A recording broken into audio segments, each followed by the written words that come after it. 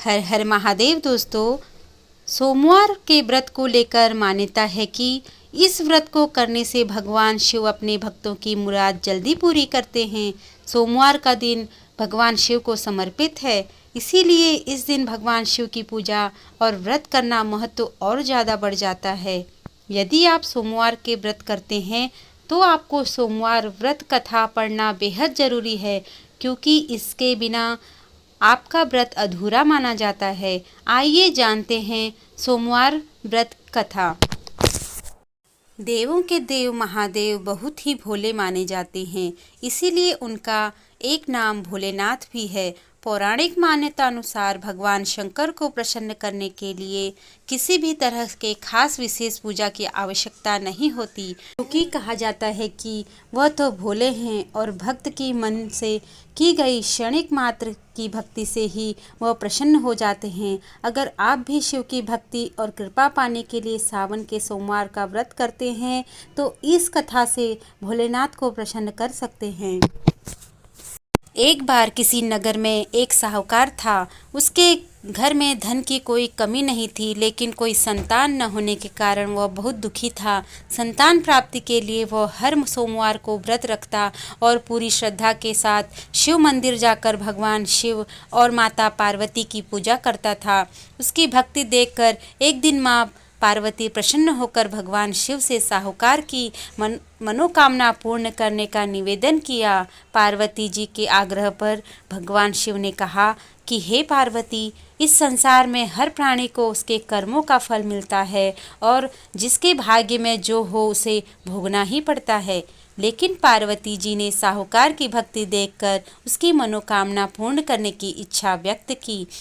माता पार्वती के आग्रह पर शिवजी ने साहूकार को पुत्र प्राप्ति का वरदान तो दिया, लेकिन उन्होंने बताया कि यह बालक 12 वर्ष तक ही जीवित रहेगा। माता पार्वती और भगवान शिव की बातचीत को साहूकार सुन रहा था, इसीलिए उसे न तो इस बात की खुशी थी और न ही दुख। वह पहले की भांति शिवजी की पूजा करता रहा। कुछ समय के बाद साहूकार की पत्नी ने एक पुत्र को जन्म दिया। जब वह बालक 11 वर्ष का हुआ तो उसे पढ़ने के लिए काशी भेज दिया गया। साहूकार ने पुत्र के मामा को बुलाकर उसे बहुत सारा धन देते हुए कहा कि तुम इस बालक को काशी विद्या प्राप्ति के लिए ले जाओ। तुम लोग रास्ते में यज्ञ कराते जाना और ब्राह्मण को भोजन दक्षिणा देते हुए जाना।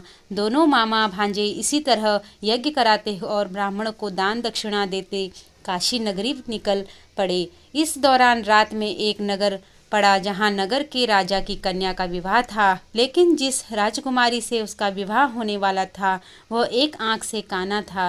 राजकुमार के पिता ने अपने पुत्र के काना होने की बात को छुपाने के लिए सोचा, क्यों न उससे साहूकार के पुत्र को दूल्हा बनाकर राजकुमारी से विवाह करा दूं। विवाह के बाद उसको धन देकर विदा कर दूंगा और राजकुमारी को अपने नगर ले जाऊंगा।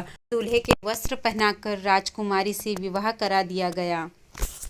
साहूकार का पुत्र ईमानदार था, उसे यह बात सही नहीं लगी, इसीलिए उसने अवसर पाकर राजकुमारी के दुपट्टे पर लिखा कि तुम्हारा विवाह तो मेरे साथ हुआ है, लेकिन जिस राजकुमार के संग तुम्हें भेजा जाएगा वह एक आंख से काना है। मैं तो काशी पढ़ने जा रहा हूँ। जब राजकुमारी ने चुन्नी पर लिखी बातें पढ़ी तो उसने अपने माता पिता को यह बात बताई। राजा ने अपनी पुत्री को विदा नहीं किया, फिर बारात वापस चली गई। दूसरी ओर साहूकार का लड़का और उसका मामा काशी पहुँचे और वहाँ जाकर उन्होंने यज्ञ किया। जिस दिन लड़का 12 साल का हुआ उस दिन भी यज्ञ का आयोजन था। लड़के ने अपने मामा जी से कहा कि मेरी तबीयत कुछ ठीक नहीं है। मामा जी ने कहा कि तुम अंदर जाकर आराम कर लो। शिवजी के वरदानुसार कुछ ही देर में उस बालक के प्राण निकल गए। मृत भांजे को देख उसके मामा ने विलाप करना शुरू किया। संयोगवश उसी समय शिवजी और माता पार्वती उधर से जा रहे थे। पार्वती माता ने भोलेनाथ से कहा, स्वामी, मुझे किसी के रोने का स्वर सहन नहीं हो रहा, आप इस व्यक्ति के कष्ट को अवश्य दूर करें। जब शिवजी मृत बालक के समीप गए तो वह बोले कि यह उसी साहूकार का पुत्र है जिसे मैंने 12 वर्ष की आयु का वरदान दिया था। अब इसकी आयु पूरी हो चुकी है। लेकिन मातृभाव से विभोर माता पार्वती ने कहा कि हे महादेव, आप इस बालक को और आयु देने की कृपा करें, अन्यथा इसके वियोग में इसके माता पिता भी तड़प तड़प कर मर जाएंगे। माता पार्वती ने पुनः आग्रह पर भगवान शिव ने उस लड़के को जीवित होने का वरदान दिया। शिव जी की कृपा से वह लड़का जीवित हो गया। शिक्षा पूरी करने के लड़का मामा के साथ अपने नगर की ओर वापस चल दिया। दोनों चलते हुए उसी नगर में पहुंचे जहां उसका विवाह हुआ था। उस नगर में भी उन्होंने यज्ञ का आयोजन किया। उस लड़के के ससुर ने उसे पहचान लिया और महल में ले जाकर उसकी खातिरदारी की और अपनी पुत्री को विदा किया।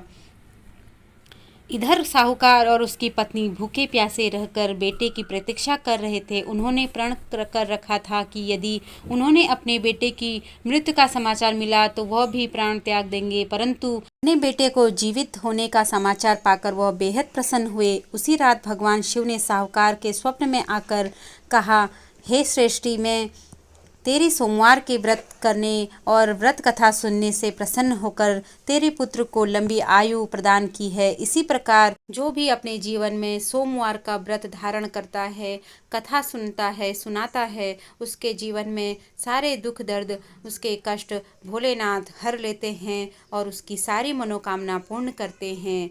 ये थी हमारी सोमवार व्रत कथा। वीडियो अगर आपको पसंद आया हो तो प्लीज़ हमारे चैनल को लाइक, शेयर और सब्सक्राइब कीजिए और कमेंट बॉक्स में हर हर महादेव ज़रूर लिखिए।